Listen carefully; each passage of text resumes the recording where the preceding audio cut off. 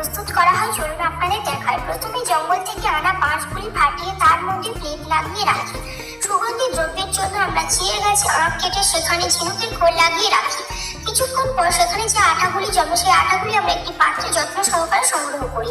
একটি পাত্রে আমরা রাখি রেড়ির তেল এবং তার সাথে মিশিয়ে দিই চিড়ের রস। মিশ্রণটি ছোট ছোট পাত্রে ভরে প্রতিটি পাত্রে বাতি জ্বালিয়ে দিই।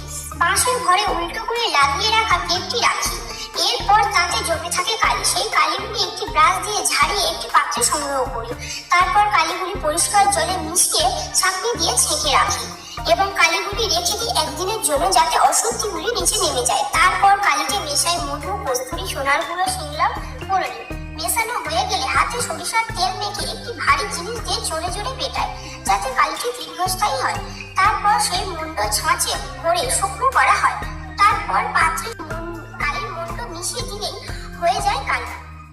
এই কালি তৈরির পদ্ধতি যদি আপনাদের ভালো লাগে তাহলে ভালোবাসা ছড়িয়ে দিন লাইক, কমেন্ট আর সাবস্ক্রাইব করে পাহাড়ি পরিবারের সাথে থেকে যান।